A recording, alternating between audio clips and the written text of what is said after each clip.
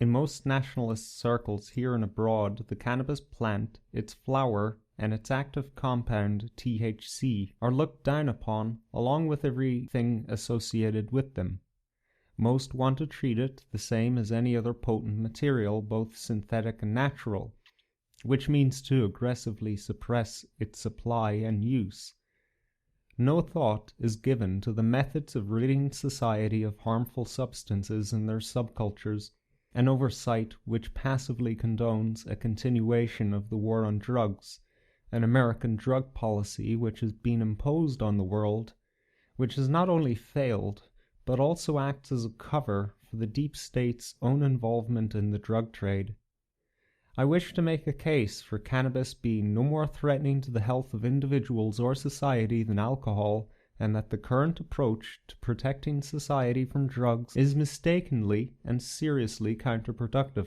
Additionally, both sides of the debate have to concede that the issue isn't black and white, with many competing facts and studies supporting both positions. Medicinal cannabis for Ireland. In late 2016, it has been decided that by spring 2017, medicinal cannabis can be prescribed in Ireland. I don't know what my Confederates feel about this, but I personally have mixed feelings on the issue, leaning more towards celebrating the move. It's been established by trials and numerous personal accounts that cannabis can not only ease the symptoms of many conditions, but cure many of those conditions, as well as act as a preventative to a few conditions.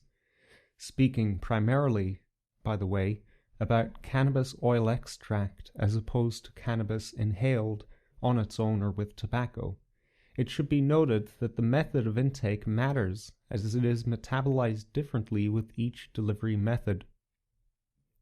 As an example, epilepsy is being treated in children and adults around the world with cannabis oil. A drug exists which is taken for a certain number of months, after which the sufferer is probably cured. Cannabis oil has the very same healing capacity, with one very important distinction: a lack of side effects. After being cured by this drug, the sufferer may find themselves with a host of related nervous system issues. Although cannabis is harmful to a small minority of people, these harmless side effects are pronounced and very uncomfortable, making the course of treatment impossible. A family member of mine has a nervous system issue from a traffic collision almost a decade ago. She's now on this drug course and looks forward to trying cannabis oil if the drug doesn't do its magic. THC and other compounds in cannabis are powerful superweapons which can interact with our nervous system as well as other systems. We would be foolish, cruel, and irresponsible to disallow sufferers from exploring the potential healing qualities of this natural substance and instead insist that they make do with synthetic drugs which have iatrogenic effects. It would also be wise to consider the pharmacological industrial complex. The key to any successful business is to ensure that one way or another your customers become repeat customers and in time purchase more of your products and services. Your doctor, pharmacy, and friendly 19th century German drug manufacturer are not exempt from this law of economics, and neither are they somehow morally above hacking that system. Cannabis aside, there are hundreds, if not thousands, of natural occurring and relatively harmless cures and therapies which are ignored or actively suppressed. Instead, we're still drilling holes in people's mouths, cutting them up and removing pieces of them and irradiating them. I refuse to try and reconcile the facts that we live in a time with the world's greatest minds paired with the greatest resources, yet we're still hacking away at God's temple like a crew of reckless monkeys, treating it as if somehow we know better than it does. I bring this up to demonstrate what forces stand in the way of the popularization of a temperate weed that could outmode a vast amount of an industry simply by the virtue that it doesn't make people sicker when they take it. Potential social impact of medicinal cannabis. Already, people are thinking of conditions they have or can feign to earn a prescription to legally purchase cannabis for everyday and recreational use. This is a wholly unavoidable reality to this degree of legalization. Whether the trend is widespread is yet to be seen, but the trends in other territories with medicinal cannabis show us this trend is exaggerated by media. Regardless of the scale, it presents a hole in the dam of cannabis prohibition, which will lead to a crack and eventual demolishment as social acceptability of the substance will increase, unless a popular organized resistance to its acceptance rises in reaction. This decision by the government is celebrated by many who oppose prohibition as a major step towards their end goal. It's my understanding that soon a legal loophole will exist where an individual or group of individuals could both obtain a license to grow medicinal cannabis and also apply for a business grant from the state. Within 2017, I foresee cannabis farms being established, run by both entrepreneurs and cannabis lovers. This is inevitable, as I don't see Noordzucker Ireland, producers of sucra, setting aside agricultural land to get into the morally questionable business of growing weed, nor is it feasible for customs to handle the importation of it from Canada or elsewhere. For anyone lacking in a vocation out there who loves their cannabis, I strongly suggest you keep an eye out for this loophole and be ready to leap through it. Regardless of how the substance is delivered to patients, we would be naive or lying to each other if we believed there wouldn't be any bleed out of the product to those who legally shouldn't have it. If any moves are made to strongly regulate farmers of it, this would be one of the reasons to do so. This bleed out will be a key force in the destruction of this dam of prohibition. The normalization of its use to treat chronic and terminal illness in conjunction with its greater degree of access will push it into the mainstream instead of being a dirty secret kept from family and greater society as it traditionally has been, as a recreational and personal use substance. I will admit to knowing a few people who depend upon cannabis and hash to their mental, physical, and existential detriment. In my experience, this is a tiny minority of users beside the countless I've known to enjoy a smoke and otherwise lead happy and productive lives. These are people who have spent many a weekend with friends at home or out in the town as teenagers and young adults, taking a drink and a smoke and forging social bonds that last a lifetime. The great majority of these people grow out of it as life circumstances change and their priorities change with those circumstances. We must accept and respect the innate wisdom of each individual to guide their own lives if we as a social and political movement are to be respected by those people in kind. We must not condescend to them, tell them that they are incapable of guarding themselves against improper decision-making, abuse, and its social implications. Although it is true that certain things should be prohibited from circulation in society for the protection of its individuals, an honest re-evaluation of what those things are should be performed, and instead only apply prohibition to the things that are truly harmful. For instance, many would agree that pornography is harmful because of how it rewires our relationship to sex, the bodies of others, and our own bodies.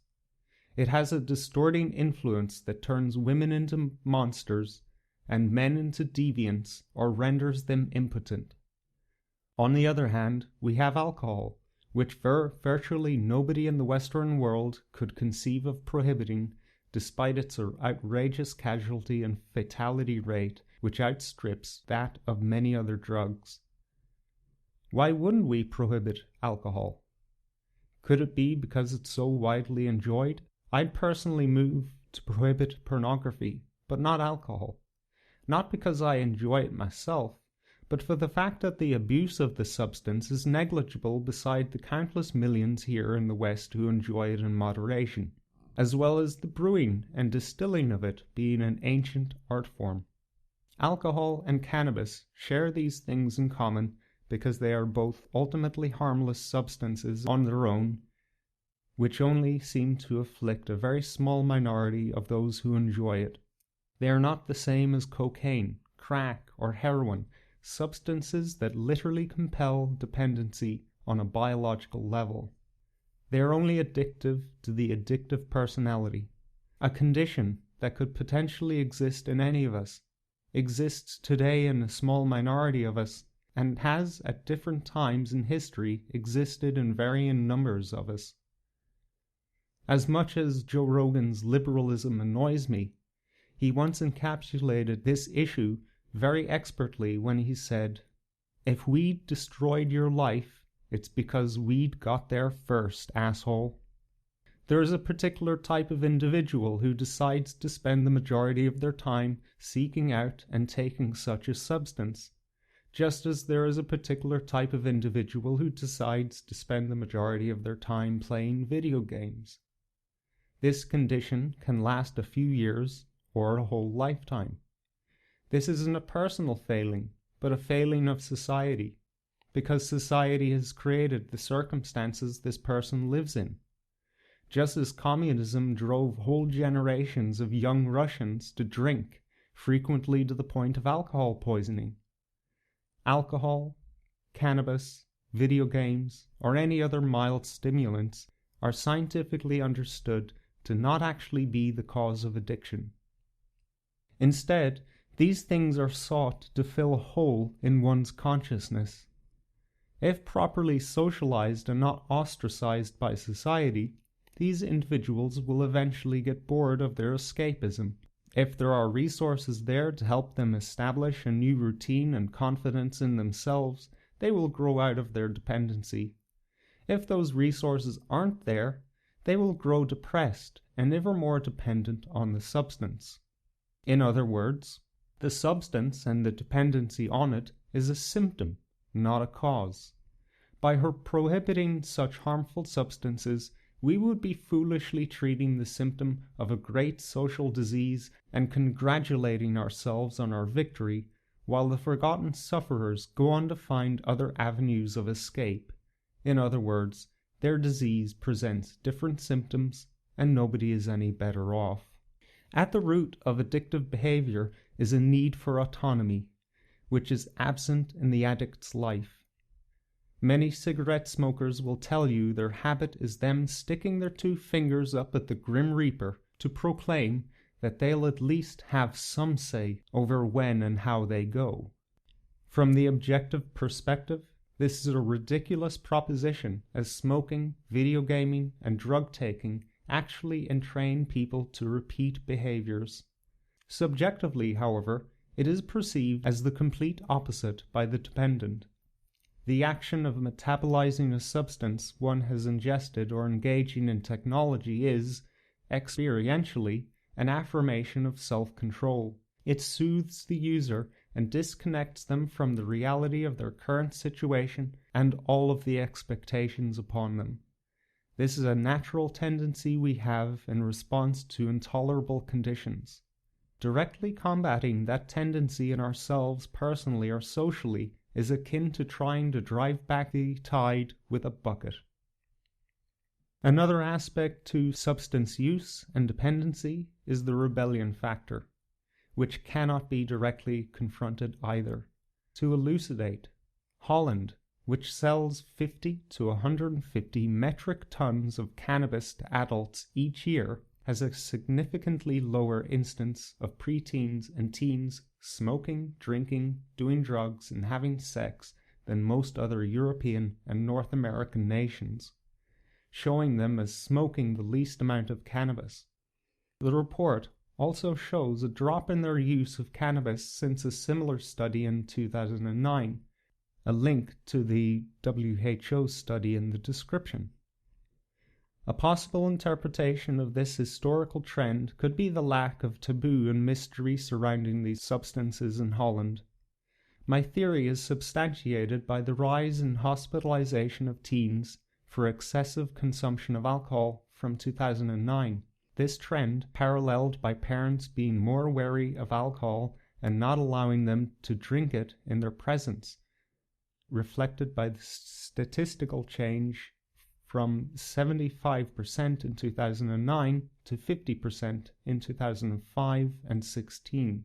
There is an observable correlation between prohibition and abuse, which most students of mankind know to be an historical reality. In an ancient Irish context, this is why we banished our teen boys and some girls to live in the forest to act out their rebellious and destructive drives, only being allowed back to the village after adolescence passes. Children and young people need to be consciously fostered by society and given legitimate outlets for their drives. Before we accomplish this, we would be fools to continue to impose taboos upon them. A healthy place for cannabis in Irish society. As I've mentioned earlier, the use of cannabis and other substances provide us with an escape, a disconnection from social expectations, responsibilities, and a transcendence of immediate circumstances. We're told that this is improper behavior, so some of us live with unhealthy relationship to it. We are the constituent parts of society, and its functioning relies on our proper behavior and filling of roles. At the same time, we are self-aware individuals with needs and desires, both physical and spiritual. Those two functions need to be healthily balanced, and I submit that occasionally getting shit-faced is a vital part of that process. We find ourselves on the downward trajectory after the peak of Western civilization, and our society has begun to atrophy with us stuck inside it. It's intolerable, frightening, angering, and disgusting. It demands every drop of our energy it can squeeze out without sufficiently angering us, and gives that energy to the undeserving. It's riddled and outmoded with broken social institutions that do more damage than good. We're trapped in a physical, psychological, and philosophical nightmare that has no regard for our individual existence. Instead of seeing alcohol and drug use as escapism and thus using it to escape, we should see their occasional use as an opportunity to forge social bonds, decompress from social pressures, and transcend psychological and social roles with the aim of reshaping our doomed society. Psychedelics and other substances have been historically used in ritual context for those very purposes by people of the world up until our recent cultural evolution, which relegated the substances to the category of abuse. A conscious re-establishment of this institution is vital to combating the abuse and furthering society. This is the one caveat I would like Ireland to keep in mind as they gradually normalise the use of cannabis, because if we don't, we risk either crash landing in a super prohibitive society or the Aldous Huxley nightmare of constantly being doped up.